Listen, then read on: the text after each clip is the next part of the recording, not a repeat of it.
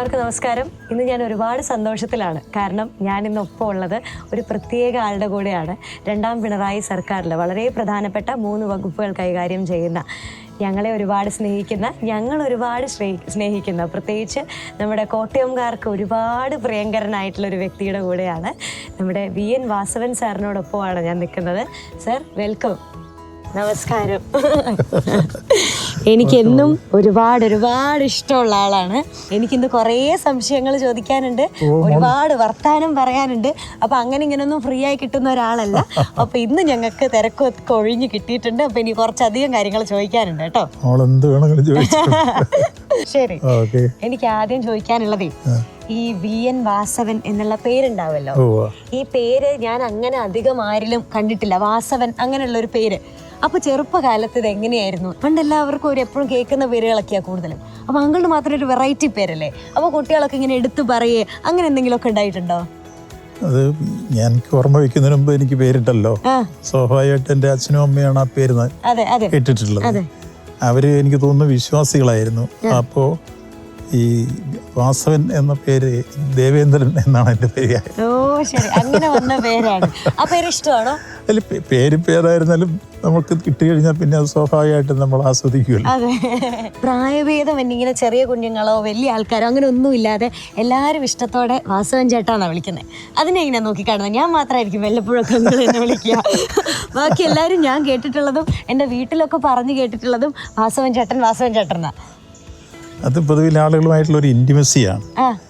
ഞാനിപ്പോൾ മന്ത്രിയായിട്ട് പ്രസ് ക്ലബിൽ വന്നപ്പോൾ എന്നെ കുറെ പത്രപ്രവർത്തകർ വാസവൻ സാറേ എന്ന് വിളിച്ചു. അപ്പം ഞാൻ അവരോട് പറഞ്ഞു എനിക്കത് ചൊറിയുന്നു. അപ്പം മുമ്പെല്ലാം നിങ്ങളെല്ലാം വിളിച്ചുകൊണ്ടിരുന്നത് വാസവൻ ചേട്ടൻ. അപ്പം നമ്മളോടൊരു ഇൻറ്റിമസിയാണത്.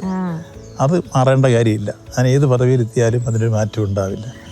അത് ആളുകളുമായിട്ടുള്ള ഏറ്റവും നല്ല സൗഹൃദവും ബന്ധവും ഉള്ളതുകൊണ്ട് തന്നെ എന്നെക്കാൾ പ്രായമുള്ളവരും ചിലപ്പോൾ തന്നെ വാസവൻ ചേട്ടൻ വിളിക്കും. അപ്പം എനിക്ക് ഭയങ്കര ഒരു വിഷമം തോന്നുന്നു. അത് കണ്ടുകൊണ്ട് സന്തോഷവും. പിന്നെ എനിക്ക് ചോദിക്കാനുള്ളത് എന്താണെന്നറിയാം, അച്ഛയും അമ്മയും പറ്റിയ കുഞ്ഞിലത്തെ കാലം ഓർക്കുമ്പോൾ എന്താ ആദ്യം ഓർമ്മ വരിക?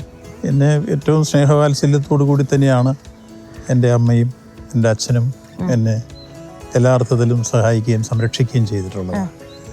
പ്രത്യേകിച്ചും വിദ്യാഭ്യാസ കാലത്ത് എൻ്റെ വീട്ടിലെ മറ്റാളുകൾക്കൊക്കെ മുന്നോട്ട് പോകാൻ പറ്റാത്ത ഘട്ടത്തിലും അച്ഛൻ പ്രത്യേകമായി താല്പര്യമെടുത്ത് ഒരു 9 മൈൽ നടന്നാണ് ഞാൻ കിഴവൻകുളം NSS ഹൈസ്കൂളിലാണ് പഠിക്കാൻ പോയിരുന്നത്.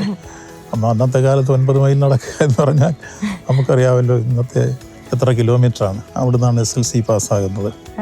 അപ്പോൾ വിദ്യാഭ്യാസ കാലഘട്ടത്തിൽ അത് പൂർത്തീകരിക്കുന്നതിന് മുമ്പ് തന്നെ അച്ഛൻ ഇഹലോകവാസം വെടിഞ്ഞു. പിന്നീട് അമ്മയുടെ സംരക്ഷണമായിരുന്നു പ്രധാനമായിട്ടുണ്ടായിരുന്നത്. ഞങ്ങൾ ഒരു സാധാരണ കുടുംബമായിരുന്നു.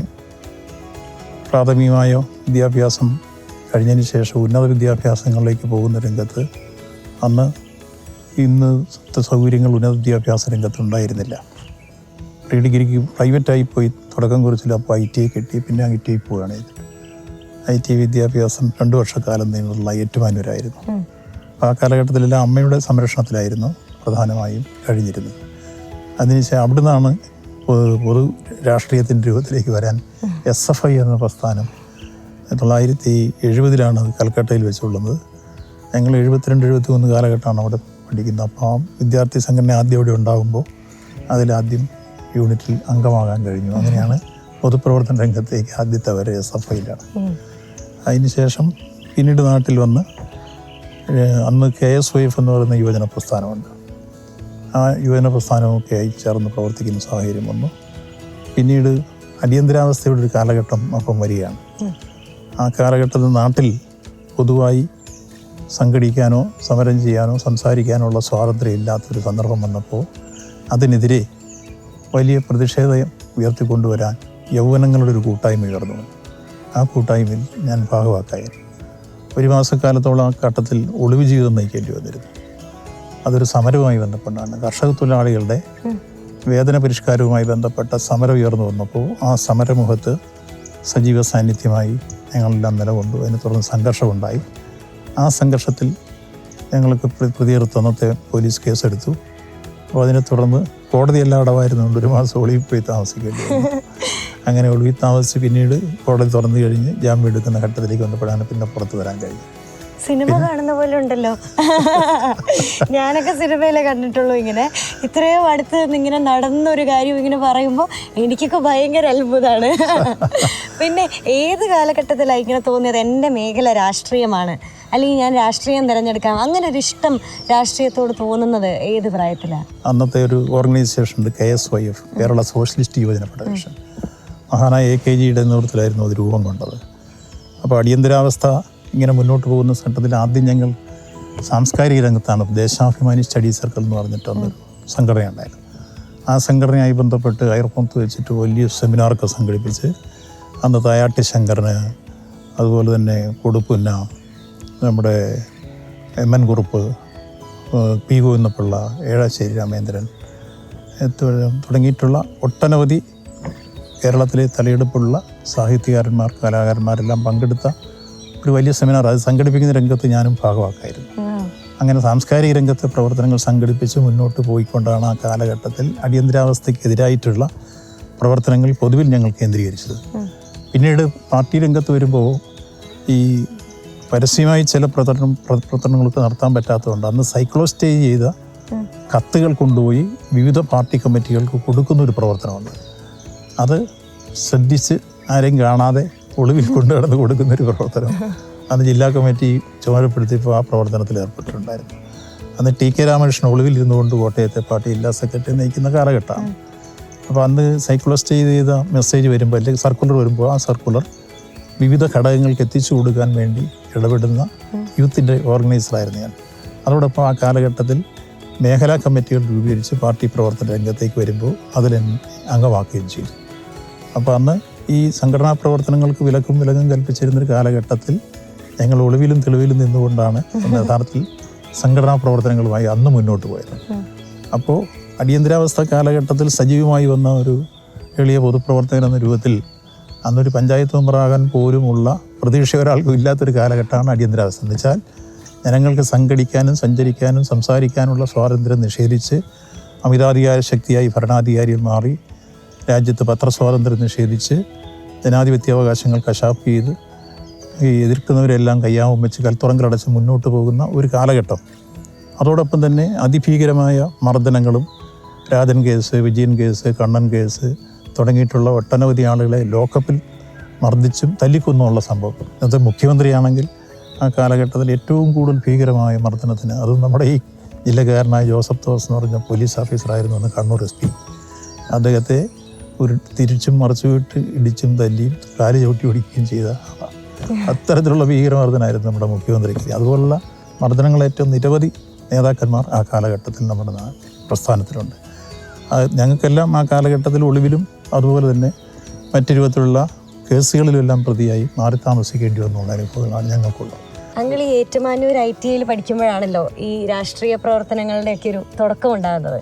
ഇപ്പോൾ ഏറ്റുമാനൂർ തന്നെ അതിൻ്റെയൊക്കെ ഒരു തട്ടകമായിട്ട് മാറി, ഏറ്റുമാനൂരുകാരുടെ എല്ലാമായിട്ട് നിൽക്കുകയാണ്. അപ്പോൾ എന്താ മനസ്സിൽ തോന്നുന്നത്? അത് രാഷ്ട്രീയത്തിൻ്റെ ബാലപാഠങ്ങൾ അഭ്യസിച്ചത് കലാലയ മുറ്റത്ത് നിന്നാണ്. ആ കലാലയം ഉൾക്കൊള്ളുന്ന കോൺസ്റ്റിറ്റ്യുവൻസിയിൽ തന്നെ ഇപ്പോൾ ജയിച്ച് അവിടുത്തെ ജനപ്രതിനിധിയായും ഒപ്പം ഭരണത്തിൽ ഒരു മന്ത്രിയാകാനും കഴിഞ്ഞു എന്നത് ഏറെ അഭിമാനകരമായ ഒരു സാഹചര്യമാണ്. അപ്പോൾ അതിനു മുമ്പ് ഞാൻ കോട്ടയത്ത് മത്സരിച്ച് കോട്ടയം MLA ആയിരുന്നു. പിന്നീടാണ് ഏറ്റുമാനൂരിലേക്ക് വന്നിട്ടുള്ളത്. അപ്പോൾ ഈ ഘട്ടങ്ങളിലെല്ലാം ഈ തെരഞ്ഞെടുപ്പ് രംഗത്ത് ജയവും പരാജയവും അറിഞ്ഞ് മുന്നോട്ട് വന്ന ഒരു പൊതുപ്രവർത്തകനാണ്. ഞാൻ ആദ്യം മത്സരിച്ച പുതുപ്പള്ളിയിലാണ്. പുതുപ്പള്ളി ബഹുമാനായിരുന്ന ഉമ്മൻചാണ്ടിക്കെതിരായിട്ടാണ് എൻ്റെ 1987 ആദ്യത്തെ മത്സരം. ഒരുപക്ഷെ ഉമ്മൻചാണ്ടിക്കെതിരായി അതുവരെ ഉള്ളതിൽ ഏറ്റവും കൂടുതൽ വോട്ട് നേടിയ ഏതാണ്ട് 90,000-ഓളം വോട്ടിൽ മാത്രമാണ് ഉമ്മൻചാണ്ടിക്ക് ജയിക്കാൻ കഴിഞ്ഞത്. അതുവരെ പുള്ളി 20,000-25,000 ഇടയ്ക്കായിരുന്നു ജയിച്ചുകൊണ്ടിരുന്നത്. അപ്പോൾ ഈ സമയത്ത് ഒരു കാര്യം കൂടെ ചോദിക്കട്ടെ. ഉമ്മൻചാണ്ടി സാറുമായിട്ട് വളരെ അടുത്തൊരു ബന്ധമായിരുന്നല്ലോ, എപ്പോഴും ഒരു സ്നേഹബന്ധം ഒരുപാടുണ്ടായിരുന്നു നമുക്കറിയാം. കാരണം അദ്ദേഹം മരിച്ച ആ സമയത്തൊക്കെ വിലാപയാത്രയിൽ തിരുവനന്തപുരം മുതൽ പുതുപ്പള്ളി വരെ അങ്കിൾ ഉണ്ടായിരുന്നു. അപ്പോൾ നമ്മൾ ഈ പുറമേ കാണുന്ന ഇങ്ങനെ എതിര് നിന്ന് മത്സരിക്കുന്നുണ്ടെങ്കിലും ഇതിൻ്റെ ഒക്കെ ഇടയ്ക്ക് ഒരു കുടുംബം പോലുള്ള ബന്ധം രണ്ടുപേർക്കിടയിലുണ്ട്. രാഷ്ട്രീയത്തിൽ നമ്മൾ ഒരിക്കലും വ്യക്തി വൈരാഗ്യങ്ങളോ പ്രതികാര ബുദ്ധിയോ പാടില്ല. അദ്ദേഹം ഉന്നതനായ രാഷ്ട്രീയ നേതാവും കേരളത്തിൻ്റെ ബഹുമാനായ മുഖ്യമന്ത്രിയായിരുന്നു. അദ്ദേഹം മൺമറഞ്ഞു കഴിഞ്ഞപ്പോൾ അദ്ദേഹത്തിൻ്റെ ഭവനം തിരുവനന്തപുരത്തെ വീട്ടിൽ പോയി ഭൗതിക ശരീരം പുതുപ്പള്ളി കൊണ്ടുവരുന്നിടം വരെ രാവും പകലും അദ്ദേഹത്തിൻ്റെ ബോഡിയോടൊപ്പം സഞ്ചരിച്ച ഏക മന്ത്രി ഞാനാണ്. ഏക പൊതുപ്രവർത്തകൻ, പ്രതിപക്ഷത്ത് മറ്റ് ഭരണപക്ഷത്ത് ഞാനായിരുന്നു. അത് അദ്ദേഹത്തിന് എൻ്റെ മനസ്സിലുള്ള ഒരു സ്നേഹവും ബഹുമാനവും ആദരവും നിലനിർത്തിക്കൊണ്ടാണ് ഞാൻ പിറ്റേ ദിവസം ഏതാണ്ട് ശവസംസ്കാരം തീരുന്നത് വരെ ആ ബോഡിയോടൊപ്പം സഞ്ചരിക്കുകയും അതിന് മുഴുവൻ സമയം സാന്നിധ്യമായിരുന്നു. നമ്മൾ രാഷ്ട്രീയത്തിൽ അപ്പുറത്തും ഇപ്പുറത്തും മത്സരിക്കുന്ന രണ്ട് ആശയങ്ങളാണ്. ആശയങ്ങൾ തമ്മിലുള്ള ഏറ്റുമുട്ടുന്നിടത്ത് നമുക്ക് വ്യക്തികൾ തമ്മിലുള്ള ഏറ്റുമുട്ടലായി അത് രൂപാന്തരപ്പെട്ടുകൊണ്ട് എപ്പോഴും മത്സരങ്ങൾ അവസാനിക്കേണ്ടത് ഒരു സ്പോർട്സ്മാൻ സ്പിരിറ്റിലായിരിക്കും, ഹെൽത്തി കോമ്പറ്റീഷൻ ആയിരിക്കും. ഇപ്പോൾ നമ്മൾ ഒരു വ്യക്തിപരമായ ഇമേജിൻ്റെ അടിസ്ഥാനത്തിൽ അല്ല ജയിച്ചു വരിക, മറിച്ച് നമ്മുടെ കൂടെ നിൽക്കുന്ന മഹത്തായ ഒരു ആശയവും അതിൻ്റെ പിന്നിൽ പ്രവർത്തിക്കുന്ന ആയിരക്കണക്കിന് പ്രവർത്തകരുടെ ആത്മാർത്ഥമായ നിസ്വാർത്ഥമായ സേവനവും പ്രവർത്തനവുമാണ് നമ്മുടെ വിജയത്തിലേക്ക് എത്തിക്കുന്ന ഘടകം. അതിനെ വിസ്മരിച്ചുകൊണ്ടായിരിക്കരുത് നമ്മുടെ ഈ രംഗത്തെ പോരാട്ടങ്ങളൊക്കെ മുന്നോട്ട് പോകുന്നത്. അത് ഞാൻ തിരഞ്ഞെടുക്കപ്പെട്ട് കഴിഞ്ഞാലും അങ്ങനെ ആയിരിക്കണം. തിരഞ്ഞെടുക്കപ്പെട്ട് കഴിഞ്ഞാൽ എല്ലാമായി ഒരു ധാരണ എനിക്ക് ഉണ്ടായിക്കൂടാ. അതൊരു അഹന്തയായി മാറും. ജനാധിപത്യത്തിൽ ജനങ്ങളാണ് യജമാനന്മാർ, ജനപ്രതിനിധികൾ ദാസന്മാരായിരിക്കണമെന്നാണ് ജനാധിപത്യത്തിൻ്റെ സങ്കല്പം. അപ്പോൾ എനിക്ക് ഈ ഏറ്റുമാനൂരെ സംബന്ധിച്ചിടത്തോളം ഇപ്പോൾ വീണ്ടും മത്സരിക്കാൻ പോകുമ്പോൾ ഞാനിപ്പോൾ 5 വർഷം MLA ആയിരുന്നു ഇവിടെ. ഞാൻ ചെയ്ത പ്രവർത്തനങ്ങളുടെ ഒരു പൊതുസ്ഥിതി പരിശോധിച്ചാൽ ആദ്യം തന്നെ കോട്ടയത്തായിരുന്നപ്പോഴും ഏറ്റുമാനൂർ തിരഞ്ഞെടുക്കപ്പെട്ടപ്പോൾ ആദ്യം എല്ലാ ബഹുജനങ്ങളെയും വിളിച്ചുകൂട്ടി ഒരു ശില്പശാല സംഘടിപ്പിച്ചു. എന്നുവെച്ചാൽ ജനപ്രതിനിധികൾ, പൗരപ്രമുഖർ, ഉദ്യോഗസ്ഥ പ്രമുഖർ, മാധ്യമ സുഹൃത്തുക്കൾ ഇവരെല്ലാം വിളിച്ച് ചേർത്തിട്ട് ഒരു ശില്പശാല സംഘടിപ്പിക്കും. എന്നിട്ട് അതിൽ എൻ്റെ വിഷൻ അവതരിപ്പിക്കും. അതിൽ വന്നിരിക്കുന്നവരുടെ അഭിപ്രായം ഇങ്ങോട്ട് സ്വീകരിക്കും. രണ്ടും കൂട്ടിച്ചേർത്തൊരു ഷെൽഫ് ഓഫ് പ്രോജക്റ്റാണ്. ആ പ്രോജക്റ്റ് മുന്നിൽ വെച്ചുകൊണ്ട് അതിൽ വൺ ബൈ വൺ ആയിട്ട് കാര്യങ്ങൾ നടപ്പാക്കുക. അപ്പോൾ ഞാൻ ഏറ്റുമാനൂരായപ്പോൾ കൃത്യമായി പറഞ്ഞു, ആദ്യത്തെ 2 വർഷം കഴിയുമ്പോൾ ഞാൻ ഈ പറഞ്ഞ ഈ പ്രോജക്റ്റിൽ എത്ര കാര്യങ്ങൾ നടപ്പാക്കി എന്ന് പരിശോധിക്കാൻ നിങ്ങളെ വിളിച്ചു കൂട്ടി സംസാരിക്കും. അപ്പോൾ നിങ്ങളെല്ലാവരും വരണം. എല്ലാവരും വന്നു. 2 വർഷം കൃത്യം കഴിഞ്ഞപ്പോൾ അതിരപ്പള്ളി ഓഡിറ്റോറിയത്തിൽ വെച്ച് ഞങ്ങൾ വിഭാവനം ചെയ്ത പ്രോജക്റ്റ് എത്രത്തോളമായി എന്ന് പരിശോധിച്ചു. 80% കാര്യമായി. വീണ്ടും പറഞ്ഞു അടുത്ത 2.5 വർഷം കഴിയുമ്പോൾ വീണ്ടും നമ്മൾ കൂടും അവലോകനം. ആ പറഞ്ഞതുപോലെ തന്നെ വീണ്ടും ചെയ്തു. 2.5 വർഷം കഴിഞ്ഞപ്പോൾ അങ്ങനെ 4.5 വർഷം കഴിഞ്ഞപ്പോൾ വീണ്ടും കൂടി. ആദ്യം കൂടിയവരെല്ലാം വിളിച്ചു കൂട്ടിയിട്ട് പറഞ്ഞു അന്ന് പറഞ്ഞതിൽ ഇത്ര കാര്യങ്ങൾ നടപ്പായി. 99% കാര്യങ്ങൾ നടപ്പായി കഴിഞ്ഞിരിക്കുന്നു. പറയാത്ത ചില കാര്യങ്ങൾ നടപ്പാക്കിയിട്ടുണ്ട്. അത് മുഴുവൻ ഒരു രേഖയാക്കി പ്രോഗ്രസ് റിപ്പോർട്ട് അവതരിപ്പിച്ചു. മുഖ്യമന്ത്രി കേരളത്തിന് മുമ്പിൽ അവതരിപ്പിക്കുന്ന പ്രോഗ്രസ് റിപ്പോർട്ട് പോലെ എൻ്റെ മണ്ഡലത്തിൽ നടന്ന മുഴുവൻ കാര്യങ്ങളും അക്കമിട്ട് നിരത്തി ഒരു 4000-ൽ പരം കോടി രൂപയുടെ വികസന പ്രവർത്തനങ്ങളുടെ ഉള്ളടക്കം കൃത്യമായി രേഖയാക്കി ജനങ്ങളുടെ മുമ്പിൽ അവതരിപ്പിച്ച് QR കോഡ് ഉണ്ടാക്കി എല്ലാവർക്കും വീട്ടിലിരുന്ന് മൊബൈൽ ഫോണിൽ കൂടി പരിശോധിക്കാനുള്ള അവസരം ഉണ്ടാക്കി. ഇങ്ങനെ കേരളത്തിൽ ആരും വേറെ ഇത് ചെയ്തിട്ടുണ്ടെന്ന് എനിക്ക് തോന്നുന്നില്ല. അതെ, അതുകൊണ്ട് ഏറ്റുമാനൂരുകാർ എപ്പോഴും പറയുന്നത് കേട്ടിട്ടുണ്ടല്ലോ, പറഞ്ഞതെല്ലാം നടപ്പിലാക്കിയ ഒരാളാണെന്ന്. അപ്പോൾ ഞാനൊരു വീഡിയോയിൽ കണ്ടിട്ടുണ്ട്, വാസവൻ ചേട്ടൻ്റെ OP എന്ന് പറഞ്ഞിട്ട് അങ്കിളിന് ഒരു OP ടൈമുണ്ട്. അവിടെ എത്രയധികം ആൾക്കാരാണ് ഒരു ദിവസം കാണാൻ വരുന്നത്. അപ്പോൾ അതെങ്ങനെയാണ് മാനേജ് ചെയ്യുന്നത്? അത് വ്യത്യസ്തങ്ങളായ സ്വഭാവമുള്ള ആളുകളും വ്യത്യസ്ത പ്രശ്നങ്ങളുമായിട്ടാണ് വരിക. അതിൽ ചിലത് ഗവൺമെൻറ്റുമായി ബന്ധപ്പെട്ട് നമ്മൾ പരിഹരിച്ചു കൊടുക്കേണ്ടതുണ്ട്, ചിലതിൽ ഓഫീസേഴ്സുമായി ബന്ധപ്പെട്ട് സംസാരിക്കേണ്ടത്, ചില വ്യക്തികളുമായി ബന്ധപ്പെട്ട് സംസാരിക്കേണ്ടതുണ്ട്, ചിലത് ജനകീയ പ്രശ്നങ്ങൾ നാട്ടിൽ ബന്ധപ്പെട്ട് നമ്മൾ നേരിട്ട് വിളിച്ച് സംസാരിച്ചാൽ തീരുന്നതുണ്ട്, പിന്നെ ചിലരെ വ്യക്തിപരമായി സഹായിക്കേണ്ടതുണ്ട്, ചിലർക്ക് ആരോഗ്യപരിപാലന രംഗത്ത് കൃത്യമായ ആശുപത്രിയിൽ എത്തിച്ച് ചികിത്സ കൊടുക്കേണ്ടതുണ്ട്. ഇങ്ങനെ വരുന്ന ആളുകളെ ഓരോ തരത്തിൽ അവർക്ക് മുഷിപ്പില്ലാതെ കാര്യങ്ങൾ പറഞ്ഞ് അവരെ ബോധ്യപ്പെടുത്തി വിടുകയും ഒപ്പം ചെയ്തു കൊടുക്കാവുന്ന കാര്യങ്ങൾ അപ്പം ചെയ്യുകയും ചെയ്യുക. അത് പിന്നീട് മാറ്റി വയ്ക്കില്ല. പിന്നെ ഗവൺമെൻറ്റുമായി ബന്ധപ്പെട്ട് തിരുവനന്തപുരത്ത് പോയി ഫയലാക്കി ചെയ്യേണ്ട കാര്യങ്ങൾ അങ്ങനെ ചെയ്തു കൊടുക്കും. അങ്ങനെ ചെയ്യുന്നൊരു സ്ഥിതി ഉള്ളതുകൊണ്ടാണ് എല്ലാ ശനിയാഴ്ച ഞായറാഴ്ചയാണ് ഏറ്റവും കൂടുതൽ ആളുകൾ വരിക. അത് വന്ന ആളുകൾ ഈ വലിയ ആൾക്കൂട്ടായി കഴിഞ്ഞപ്പോൾ ആളുകൾ OP എന്ന് പറയാൻ തുടങ്ങി. അവരെ വിളിച്ചു ഇന്നിപ്പോ പോണം, ഇത് കഴിയുമ്പോൾ വേറൊരു വ്യത്യസ്തമായിട്ടുള്ള കാര്യം ഉണ്ടെങ്കിൽ എന്താണെന്നറിയാവോ? അത് എപ്പോഴും ഇങ്ങനെ മുടി ചീകും, ഇങ്ങനത്തെ വെള്ള ഉടുപ്പിടും. അങ്ങനെ അത് ഒരു ഘട്ടത്തിൽ പൊതുപ്രവർത്തകര് ഈ വെള്ളയ്ക്കുള്ളൊരു പ്രാധാന്യം ഒന്ന് സമാധാനത്തിന്റെ സന്ദേശമാണ്. അതോടൊപ്പം തന്നെ പൊതുവിൽ ഒരു ഐഡന്റിറ്റി അതിന് വെള്ളയ്ക്കുണ്ട്. വെള്ളവസ്ത്രം പൊതുവിൽ ഇഷ്ടപ്പെട്ടിരുന്നു. ഈ മുടിയോ ഈ ഹെയർ സ്റ്റൈലോ അതിങ്ങനെ തന്നെ കണ്ടുപിടിച്ചൊരു സ്റ്റൈലാണ്. വളരെ കാലങ്ങളായിട്ടുള്ളതാണ്. ഈ ഞാൻ തെരഞ്ഞെടുപ്പ് മത്സരിക്കുമ്പോഴൊക്കെ ഈ സ്റ്റൈൽ തന്നെയാണ്.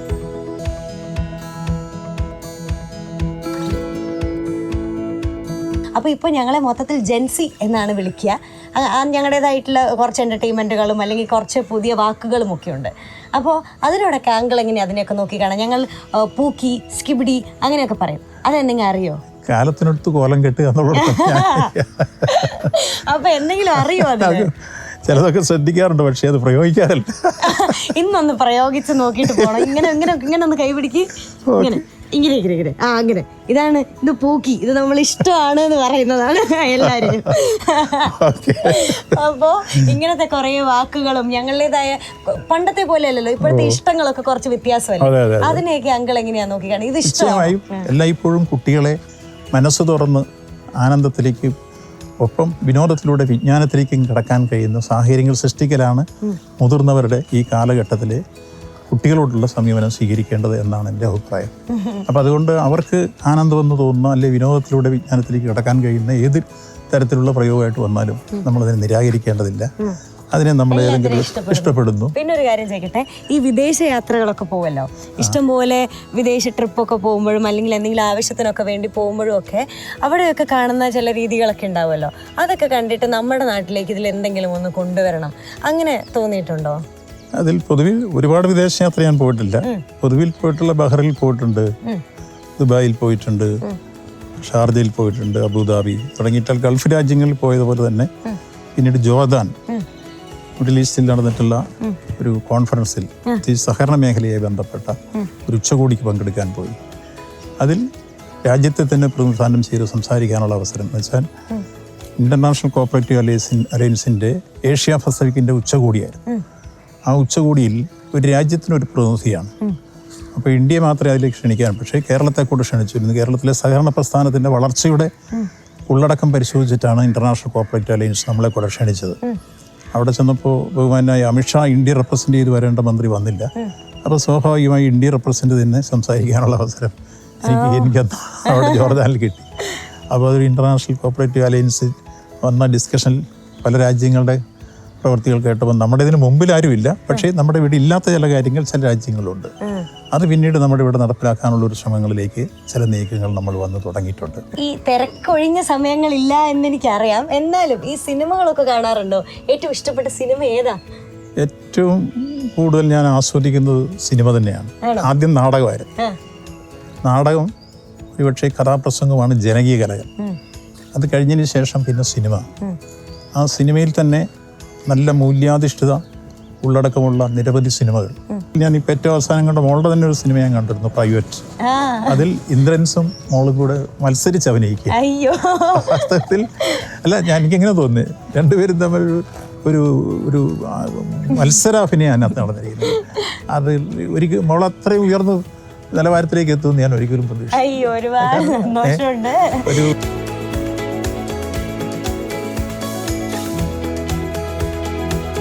ദുരന്തമുഖങ്ങളിലൊക്കെ ഏറ്റവും കൂടുതൽ കണ്ടറിഞ്ഞ് പ്രവർത്തനങ്ങൾ ചെയ്യുന്ന ആളാണ് അങ്കിള്. ഇത് അങ്കിള് പറയുന്ന കഴിഞ്ഞ് കൂടുതൽ ഞാൻ പുറത്തു നിന്നുള്ള ആൾക്കാർ പറഞ്ഞിട്ടാണ്. അപ്പോൾ അങ്കിളിന് ഇതിനെപ്പറ്റി എന്താ മനസ്സിൽ ഇത് ഓർക്കുമ്പോൾ അല്ലെങ്കിൽ ഇതിനെപ്പറ്റി സംസാരിക്കാനായിട്ട് എന്താ തോന്നുന്നത്?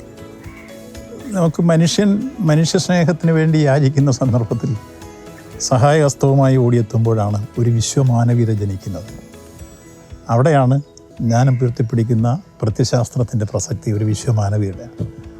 അതുകൊണ്ട് തന്നെ എൻ്റെ പൊതുജീവിതത്തിലെ ഭൂരിഭാഗം പ്രവർത്തനങ്ങളും ജീവകാരുണ്യ പ്രവർത്തന രംഗത്തും ആതുര സേവന രംഗത്തും ദുരന്തമുഖങ്ങളിലുമായിട്ടുണ്ട്. ഈ ജില്ലയിൽ തന്നെ ഉണ്ടായിട്ടുള്ള, മറു ജില്ലയിലും ഉണ്ടായിട്ടുള്ള ഒട്ടനവധി ദുരന്തങ്ങൾ. ഇപ്പോൾ 16 പേര് കത്തിക്കരിഞ്ഞ ഒരു സംഭവമാണ് ഏതാണ്ട് 28 വർഷങ്ങൾക്ക് മുമ്പ് അയ്യങ്കൊമ്പ് ബസ് ദുരന്തം. ആ ദുരന്തമുഖത്ത് ആദ്യത്തെ ഫോൺ എനിക്കായിരുന്നു. ഞാൻ അന്ന് CM EK നായനാരായിരുന്നു. അദ്ദേഹത്തിൻ്റെ ഓഫീസിൽ വിളിച്ച് പറഞ്ഞ് അവർ തിരിച്ച് കളക്ടർ SP പറഞ്ഞു. ഞാനന്ന് ഡിസ്ട്രിക്ട് ബാങ്കിൻ്റെ പ്രസിഡൻ്റായിരുന്നു. ഞാനവിടെ എത്തിക്കഴിയുമ്പോൾ 16 പേര് കത്തിക്കരിഞ്ഞ് കിടക്കും. ഒരുപാട് ആളുകൾക്ക് പൊള്ളലേറ്റിരിക്കുന്നു. അപ്പോൾ അവിടുന്ന് കത്തിക്കരിഞ്ഞവരെയെല്ലാം മെഡിക്കൽ കോളേജിലേക്ക് മാറ്റുക, പൊള്ളലേറ്റവരെയെല്ലാം ബേൺസ് ICU ഉണ്ടാക്കി അവരെ ശുശ്രൂഷിക്കുക.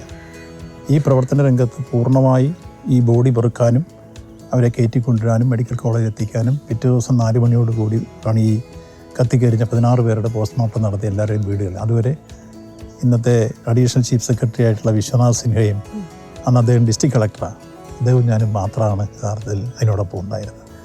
അത് ആളുകൾ ഇന്നും സൂചിപ്പിക്കുകയും പത്രങ്ങളൊക്കെ വലിയ രൂപത്തിൽ എഴുതുകയും ചെയ്തൊരു സംഭവമാണ്. അപ്പോൾ ആദ്യം ഈ വാർത്ത എനിക്കാണ് ഫോൺ ചെയ്ത ഒരാൾ അറിയിക്കുന്നത്. അതിന് ശേഷം ഉണ്ടായിട്ടുള്ള ഈ ജില്ലയിലെ കുമരകം ബോട്ടപകടം 28 പേർ മരിച്ച സംഭവം, ചങ്ങനാശ്ശേരി ടിപ്പറപകടം 10 പേർ മരിച്ച സംഭവം, കടുവാപ്പാറ ബസ് അപകടം നിരവധി ആളുകൾ മരിക്കുകയും പരിക്കേറ്റതാണ്. ശബരിമല സ്റ്റാമ്പേഡ് ആദ്യം ഉണ്ടായി 33 പേര് മരിച്ചതാണ്. രണ്ടാമത് പുല്ലുമേട് ദുരന്തം ഉണ്ടാകുമ്പോൾ 120 പേര് മരിച്ചതാണ്. തേക്കടി ദുരന്തം ഉണ്ടാകുമ്പോൾ ആ ബോട്ട് മുങ്ങി ഭയാനകമായ രൂപത്തിലുണ്ടായ ദുരന്തമുണ്ടായ ആളുകൾ മരിച്ചതാണ്. അതേപോലെ തന്നെ ഇവിടെ തന്നെ ഒരു വിമാനം വീണുണ്ടായ സംഭവം, നമ്മുടെ തുരുത്തിയിലെ ലോറി അപകടം, ഇങ്ങനെ തുടങ്ങി ഈ ജില്ലയിലെയും അടുത്ത ജില്ലയിലെയും ചെറുതും വലുതുമായ ഈ അപകടങ്ങളുണ്ടാകുന്ന എല്ലാ ഘട്ടങ്ങളിലും ഞങ്ങൾ മെഡിക്കൽ കോളേജിലും ദുരന്തമുഖത്തും പോയി എന്തൊക്കെ ചെയ്യാൻ കഴിയുമോ അതെല്ലാം ഏറ്റെടുത്ത് ജനങ്ങളെ ആശ്വസിപ്പിച്ചും സഹായിച്ചുമുള്ള പ്രവർത്തനങ്ങൾ ആ കാലഘട്ടത്തിൽ സംഘടിപ്പിച്ചു. ഏറ്റവും അവസാനം വയനാട് ദുരന്തം ഉണ്ടായപ്പോഴും 4 ദിവസം വയനാട്ടിൽ മന്ത്രി എന്ന നിലയിൽ പോയി നിന്നിരുന്നു. അപ്പോൾ സാധാരണ ഒരു ദുരന്തമുണ്ടായാൽ ദുരന്തമുഖത്ത് സമയബന്ധിതമായി നമ്മൾ പോയാൽ ചില ജീവൻ രക്ഷിക്കാൻ കഴിയും, അതുപോലെ പരിക്കേറ്റവരെ ആശ്വസിപ്പിക്കാൻ കഴിയും, ഒട്ടേറെ വലിയ രൂപത്തിലുള്ള സഹായങ്ങൾ ചെയ്യാൻ കഴിയും. അവിടെ കാഴ്ചക്കാരായി മാറരുത്. അവിടെ എല്ലായ്പ്പോഴും പൊതുപ്രവർത്തകർ എന്തൊക്കെ നമുക്ക് സമൂഹത്തിന് വേണ്ടി ചെയ്യാൻ, അല്ലെങ്കിൽ പരിക്കേറ്റവർക്ക് ദുരന്തം ചെയ്യാൻ കഴിയുമോ അത് മുഴുവൻ ചെയ്യാൻ കഴിയണം. അത് ഇവിടെ തന്നെ പല അനുഭവങ്ങൾ. ഒരു ആക്രിക്കടയിൽ സ്ഫോടക വസ്തു കൂടത്തിനടിച്ച് പൊട്ടിത്തെറിച്ച് 2 പേര് ചിന്നിച്ചിതറിപ്പോയി. ഒരാൾ മരണതുല്യമായി കൈ പോയി, കാല് പോയി, കണ്ണ് പോയി, ആശുപത്രി വന്നു. ഞാൻ ആ സമയത്ത് ഓടിച്ചെന്നപ്പോൾ ഒരു ഡോക്ടർ പറഞ്ഞു, now he is thinking it is hopeless case എന്ന് പറഞ്ഞു. അപ്പോൾ എന്നിട്ട് ഡോക്ടർ അങ്ങ് പോയി. ഞാൻ ആ ഡോക്ടറെ പുറകെ പോയി തൊഴുത് പിടിച്ചിട്ട് പറഞ്ഞു, അയാൾക്ക് പൾസുണ്ട്, നമുക്ക് ശ്രമിച്ചാൽ അയാളെ രക്ഷിക്കാം. അപ്പോൾ ഡോക്ടർ തിരിഞ്ഞിട്ടിനോട് പറഞ്ഞു, അയാളുടെ ഒരു കണ്ണ് പോയി, കാല് പോയി, കൈ പോയി, അയാൾ ജീവിച്ച് കഴിഞ്ഞിട്ട്. ആ ഡോക്ടർ ചോദ്യമാണ്. അപ്പോൾ ഞാൻ പറഞ്ഞു, മെഡിക്കൽ എത്തിക്സിന് ചേർന്നതാണോ ആ പ്രയോഗം? നിശ്ചയമായും ഒരു ജീവൻ്റെ തുടിപ്പല്ലേ, നമുക്ക് രക്ഷിക്കണം. അപ്പോൾ പിന്നെ എന്നോട് പറഞ്ഞു തിയേറ്ററിൽ കൊണ്ടുവരാൻ പറഞ്ഞു. ആ കക്ഷിയെ കൊണ്ട് ഞങ്ങൾ തിയേറ്ററിൽ പോയി. രാത്രി മുഴുവൻ ചേർന്നിട്ട് 14 ബോട്ടിൽ ബ്ലഡ് കൊടുക്കേണ്ടി വന്നു. ഒരു കാല് കട്ട് ചെയ്തു, ഒരു കൈ കട്ട് ചെയ്തു. പിന്നീട് അദ്ദേഹത്തിൻ്റെ കാല് വെച്ച്, പിന്നീട് കൈ വെച്ചു, പിന്നീട് ഒരു കണ്ണിന് കാഴ്ച കിട്ടി. ഇപ്പോൾ അദ്ദേഹം ലോട്ടറി വിറ്റും വെള്ളം വിറ്റും ജീവിക്കും. പറഞ്ഞ ഒരാളെ രക്ഷിക്കാൻ കഴിയുന്ന ഇതുപോലുള്ള എല്ലാം അനുഭവം. നിരവധി സംഭവങ്ങൾ ഇതുപോലുണ്ട്. നിരവധി ആളുകളെ ജീവൻ രക്ഷിക്കാൻ സമയത്തുള്ള മെഡിക്കൽ കോളേജിലെ ഇടപെടൽ. ആ ഇടപെടലിൽ ഞാൻ രാഷ്ട്രീയം നോക്കാറില്ല. അത് BJP-കാരെയും കൊണ്ടുപോയിട്ടുണ്ട്, കോൺഗ്രസ്സുകാരെയും കൊണ്ടുപോയിട്ടുണ്ട്, ഒരു രാഷ്ട്രീയം ഇല്ലാത്തവരെയും കൊണ്ടുപോയിട്ടുണ്ട്. അവരുടെ രാഷ്ട്രീയമോ ജാതിയോ മതമോ ഒന്നും നോക്കാതെ അപകടമാണോ, ആരെ സഹായിക്കണോ അവിടെ പോയി ചെയ്യാറുണ്ട്. അത് കോട്ടയം മെഡിക്കൽ കോളേജിൽ ഒരു 4 പതിറ്റാണ്ടിലേറെ കാലമായി ഇവിടെ വരുന്ന എല്ലാ ദുരന്തങ്ങളിലും മാസ് കാഷ്വാലിറ്റിയിലും ഇടപെടാറുണ്ട്, അവരെ സഹായിക്കാറുണ്ട്. ഏറ്റവും അവസാനം കോവിഡ് വന്നപ്പോൾ ഞങ്ങളായിരുന്നു 1.5 വർഷക്കാലം കോട്ടയം മെഡിക്കൽ കോളേജിൽ സൗജന്യമായി ഭക്ഷണം കൊടുത്തുകൊണ്ട്. അഭയം ചാരിറ്റബിൾ സൊസൈറ്റിയുടെ പേരിൽ 15,65,000 പേർക്ക് ഞങ്ങൾ ഭക്ഷണം കൊടുത്തു സൗജന്യമായി. അപ്പോൾ കോട്ടയം മെഡിക്കൽ കോളേജിലെ കുട്ടിരിപ്പുകാർക്ക്, രോഗികൾക്ക്, കോവിഡ് രോഗികൾക്ക് ഏതാണ്ട് 3000-ലധികം IP ഉണ്ടായിരുന്നു അന്ന്. എല്ലാ കടകളും പൂട്ടി ലോക്ക്ഡൗൺ വന്നപ്പോൾ. അപ്പോൾ കളക്ടർ SP കൂടെ ചോദിച്ചതനുസരിച്ചാണ് ഞങ്ങൾ ഈ പ്രവർത്തി തുടങ്ങിയത്. ആ വീട് അപ്പോൾ അതല്ല പൊതിച്ചോറല്ല, ഇത് ഞങ്ങൾ ഉണ്ടാക്കി കൊടുക്കുകയായിരുന്നു. ഞങ്ങൾ തന്നെ ചെയ്ത് ഞങ്ങൾക്കൊന്നും കാശൊന്നും പിരിച്ചില്ല, പക്ഷെ ഉൽപ്പന്നങ്ങൾ പിരിച്ചു. വിവിധ പാർട്ടി ഘടകങ്ങൾ ഉൽപ്പന്നങ്ങൾ കൊണ്ടു തന്നു. പിന്നെ സുമനസ്സുകളൊക്കെ അരി വാങ്ങി തന്നു. അങ്ങനെ എല്ലാം ചേർന്ന് കളക്ട് ചെയ്യുന്ന സാധനം കൊണ്ട് ഞങ്ങൾ ഉച്ചയ്ക്കും വൈകിട്ടും കൃത്യമായി കോവിഡ് രോഗികൾക്കും കുടിയിരിപ്പുകാർക്കും ഈ മെഡിക്കൽ കോളേജിൽ 1.5 വർഷക്കാലത്തോളം സൗജന്യ ഭക്ഷണം കൊടുത്തിരുന്നത് അഭയത്തിൻ്റെ പേരിൽ ഞാനും ഏറ്റവും ഏരിയ സെക്രട്ടറി വേണുഗോപാലും ചേർന്ന് ആ പ്രവൃത്തി ഞങ്ങൾ ഭംഗിയായി ചെയ്തുകൊണ്ടിരുന്നു. ഇപ്പോഴും അത്തരത്തിലുള്ള ഡിവൈഫൈ ചെയ്യുന്നുണ്ട്. ഇനി എനിക്ക് ചോദിക്കാനുള്ളതേ, അമ്മമാരൊക്കെ ചോദിക്കുന്ന പോലെ ഒരു ക്വസ്റ്റ്യനാ, അതുപോലെ കാണണം. മോന് ഭക്ഷണമൊക്കെ കഴിക്കാൻ സമയം കിട്ടാറുണ്ടോ? എങ്ങനെയാണ് ആരോഗ്യ സംരക്ഷണങ്ങളും അതുപോലെ ഈ എക്സസൈസോ അങ്ങനെ എന്തെങ്കിലുമൊക്കെ നടക്കാറുണ്ടോ? ഞാൻ കൃത്യമായി രാവിലെ 5 മണിക്ക് എഴുന്നേറ്റ് നടക്കും. അത് കഴിഞ്ഞാൽ തിരിച്ചു വന്ന് യോഗ ചെയ്യും. ഒരു 10-20 വർഷത്തെ 4 നൂറ്റാണ്ടായി യോഗ ഒരു ദിനചര്യയാണ് എനിക്ക്. അതുകൊണ്ട് തന്നെ പല രോഗങ്ങളും പ്രതിരോധിക്കാൻ കഴിയുന്നുണ്ട്. ഞാൻ എല്ലാവരോടും പറയും യോഗ ചെയ്യണം. മനുഷ്യ ശരീരത്തിലെ എല്ലാ ഓർഗനുകളെയും ഒരുപോലെ ചലിപ്പിക്കുന്നതാണ് യോഗ. ആ യോഗ കൃത്യമായി ചെയ്തു പോയാൽ ഒരുപാട് രോഗങ്ങൾക്ക് പ്രതിവിധിയാണ്. അത് ഒരു ദിനചര്യയാക്കിയാൽ നല്ല കോൺസെൻട്രേഷൻ കിട്ടും, നല്ല മെമ്മറി പവർ കിട്ടും. അത് എപ്പോഴും സമാധാനം. അത് മോളും പരിശീലിക്കുന്നത് നല്ലതാണ്. വലിയ തടി ഉണ്ടാവാതിരിക്കും ഈ യോഗ ചെയ്തു പോയാൽ.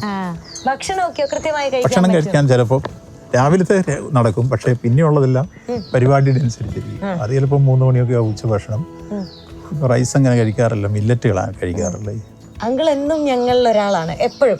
ഇന്ന് ഞങ്ങളുടെ മാത്രമായിട്ട് ഇത്രയും സമയം ഞങ്ങളുടെ കൂടെ ഞങ്ങളിൽ ഒരാളായിട്ട് നിന്ന ഇത് കണ്ടുകൊണ്ടിരിക്കുന്ന എല്ലാവരുടെയും നമ്മുടെ വാസവൻ ചേട്ടന്, എൻ്റെ വാസവൻ അങ്കിളിന് ഒരു സ്പെഷ്യൽ താങ്ക്സ് ഉണ്ട് കേട്ടോ. ഇത്രയും വർത്തമാനങ്ങളൊക്കെ പറഞ്ഞ് ഞാൻ ഭയങ്കര സന്തോഷമാണ്. ഞാൻ മറക്കേയില്ലാത്ത കുറേ കാര്യങ്ങളാണ് പറഞ്ഞു തന്നിട്ടുള്ളത്. എനിക്ക് ഇന്നേ വരെ അറിയാത്ത ഒരുപാട് കാര്യങ്ങൾ കേൾക്കാൻ പറ്റി. ഞാൻ ഭയങ്കര ഹാപ്പിയാണ്. അങ്കിള് ഹാപ്പി അല്ലേ? എൻ്റെ എല്ലാവിധ കുഞ്ഞു കുഞ്ഞു ആശംസകളും തെരഞ്ഞെടുപ്പ് വരികയാണെന്ന് എനിക്കറിയാം. കുഞ്ഞല്ല വലുതാ.